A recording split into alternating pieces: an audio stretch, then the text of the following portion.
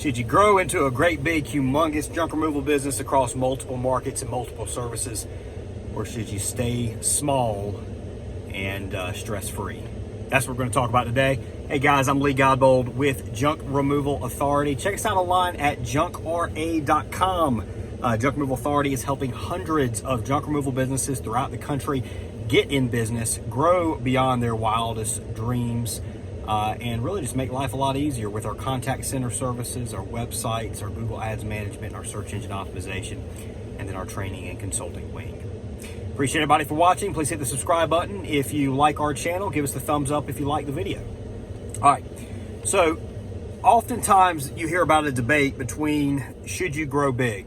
And a lot of people think the entire point of business is simply growing revenue as much as you possibly can, growing revenue and growing your bottom line. And then you got some people that have heard, well, you don't want to get too big because you get too big, you got more problems. It kind of goes back to the whole more money, more problems type deal. And, what I've found is a lot of times the people that are telling you to stay small, or the people that are telling you more money, more problems, are oftentimes the people that have, one, never had much money, and two, they've never even grown a business, or they've never been large. Or if they have, they went about it the wrong way. So they grew, but they never actually put the processes and the systems and the infrastructure in place to actually be considered large. So if all you do is grow and you don't keep up with your infrastructure, your systems and processes, you're going to die at the age of 40 from a heart attack. You're going to go belly up. You're going to be killed with stress. It's impossible. It's just like if a city of 100,000 people goes to 1 million people in a 10-year time frame, and they don't add any more roads, sewer, rail, they don't improve their infrastructure, the city's going to fall apart. If they don't improve their environmental the smog regulations, the entire area is going to be like Los Angeles was in the 80s. It's going to fall apart. So you've got to go about it the right way if you're going to grow. But let's talk about staying small. There are some advantages to staying small. And for the right individual out there, maybe that's just the way you want to go. If you're in a situation where you've already got some money saved up, you already have some other income coming in, you're just wanting some additional income pretty quick, something to do, you're a perfect candidate for somebody that maybe should stay small. But I'm going to argue the guys that are younger, that don't have other savings, don't have other income, this probably isn't the best. Staying small probably isn't the best way. Let's go into the advantages though. If you stay small, there's obviously a heck of a lot less people you have to manage. No doubt about it, growing a junk removal business, the most complicated and frustrating part of it, and rewarding at times, but generally the most complicated and frustrating part of it is having to add team members, going through the interview process. You always are interviewing. It's having to determine who's going to be good. It's training those individuals. It's making sure that there's processes in place that that they're doing a good job for customers. Are you following up and getting reviews from customers, making sure they're doing a good job? Are you quantifying it by asking them on a scale of 1 to 10, how happy were you with the service? Are you monitoring those results and looking at trends?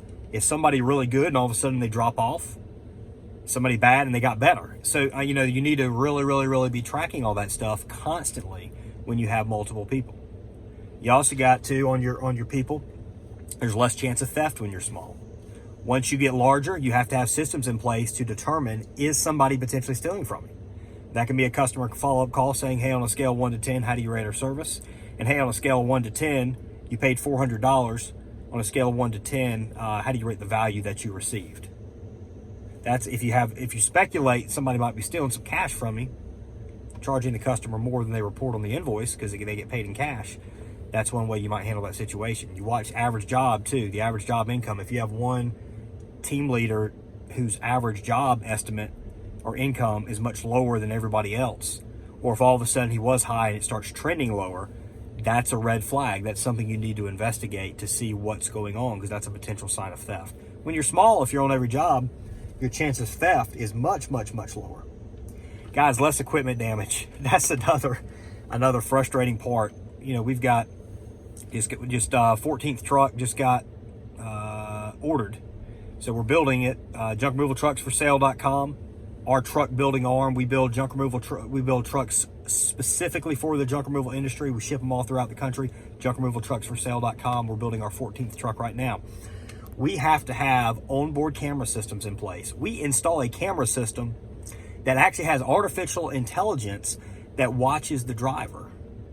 If the driver's falling asleep, or this phone that's in my hand right now, I'm bouncing up and down. If I'm driving and staring at this phone, that camera system watches my movements, and all of a sudden it dings me. It says deep, deep, deep, deep, deep, and then it tells me, hey, get your crap straight. Pay attention to what you're doing. What it also does is it flags that in the system, so we can go back and we review what happened there. We figure out, do we have a driver that's texting and doing something dangerous? The other thing is this system automatically rates drivers. So every driver has a key fob they scan in before they start the vehicle. It won't let them start the vehicle. Well, it'll let them start the vehicle, but it'll beep at them like crazy until they scan that key fob. Once the key fob scan, it knows what driver is in it, and it'll sit there and rate different parts of the driving. How hard are they braking? How hard are they accelerating? How hard are they turning? How many G's are they doing in a turn? Are they running up on people? That camera's picking it up. We get all this data, it rates the drivers, and we have to meet with them on a consistent basis, especially if we're having trouble, in order to address those issues. You got to have checks in the morning, checks in the evening. Has something been damaged? So again, that's part of the infrastructure and the processes we are talking about. There is work in putting that in place. There is a lot of work in growing when you're small. It'll pay off later, and we'll talk about that in a moment, but there's a bunch of work on setting this stuff up. Through our business package at Junk Removal Authority, we got 90% of it done for you. So you step right in, it'll be more, you'll save money that way, you'll save headaches, save expense, have less stress. That's JunkRA.com's business package. But if you go out and you set it up on your own, and even then, there's going to be some stress involved getting that stuff set up, more so than just being out on the truck every single day. You got amazing quality control when you're small. You're on every job. If the quality suffers, it's probably because you did it. And you're not going to get too stressed out over yourself. It's performance. Now, that might be the reason. Stress might be the reason you're doing worse on a job if that occurs. But guys, I mean, most business owners, when you're going to go out there on a job site, you're going to do an amazing job for your customer. You lose a little bit of that, or you lose the assurance that that's occurring. One of the biggest sources of stress when you're a business owner and you're hiring people is actually believing that they're doing a great job. So you need ways to verify that. Follow-up calls, getting a score of 1 to 10 on the service is a great way of reassuring yourself they're doing well. Otherwise, again, your heart will blow up in your chest just because you're sitting there and you're stressed out. Hey, are these guys actually doing a really good job? And remember, guys, unless you're proactive, for the most part, you're not going to hear the good stuff. You're only going to hear the bad stuff. So if somebody does 100 jobs or 1,000 jobs and 1 or 2 of them come back with negative reviews, that's not the end of the world. Figure out what was going on, but there's a good chance it's just the customer's expectations were much higher than what's you deliver. It's not necessarily the guy that's going out there. It could be, but oftentimes I found that most of the guys, if you do a decent job hiring, do a really good job. You got lower overhead and greater margins when you're small. So in order to grow, you'll make less money. So the problem with growth, you open up a junk removal business and you get, let's say you get to the point you're doing $30,000 a month, one truck. You're profiting good money at that point. If you're on every single job, if you just have 1 or 2 helpers, your workers' compensation insurance is lower. Your automobile insurance is probably gonna be lower because you've got less accidents. You're gonna be moving quickly because most likely, unless you're taking all the phone calls. If you're taking all the phone calls, you need to get on a contact center. But if you're taking all the phone calls, you're going to be moving a lot slower with you on the job, and you're going to be frustrating the guy that's beside you, or you're going to be missing out on business. So anyway, you get this thing going on, and hell, you might be making your net margins after paying all expenses when you're on the truck. I mean, they could be 30%. You know, it could be something insane. So you could be doing $30,000 and profiting. You could be doing, $30,000 or something like that. You could be profiting $7 to $9K potentially if you're on every single job. And then all of a sudden you want to add another truck. Well, now you've got an additional truck payment. if you stay small, you might not, after a few years, you might not even have a truck payment. So you eliminate that. But as soon as you grow, you've got another truck payment. You have a crew that doesn't involve you now that has to be running out on the road. And you're probably also not going to be able to be on that first truck all the time anymore. You're probably going to have to cut back a little in order to manage your business. By the time you get to a third truck, you're definitely, for the most part, almost off all the jobs. And then by the time they get to a fourth truck, for sure you're off all the jobs. You're just working on the business. There is a talking about truck payments, debt. You have less debt when you stay small, so it is potentially a little less risk from that standpoint, but you have a lot more risk in another area we're going to address right now. So let's go into what are the advantages of, or the disadvantages of, staying small. Number one, it's not true freedom. You're not making enough money, and in order for you to take a vacation or go away for 2-3 weeks or whatever, your business doesn't earn any money through that time frame. Or you put somebody in place, you have no systems at all set in place, and you have somebody run your business that 2 or 3 weeks, and they do an absolute terrible job. They're having to call you for questions all the time. You can't really enjoy your vacation whatsoever. That's not true freedom, guys. You're not making enough money, and you don't have enough flexibility to truly be free. And if you go back to the root cause of why a lot of people go into business, it's because you want freedom. You want to be able to do what you want to do when you want to do it. Being a single operator, small operation, you're not going to be able to do that. Also, guys, this is not a super dangerous job, but it's not like it's an office job either. There is a good possibility you get injured in this. Well, let's say you don't get injured and you just get sick.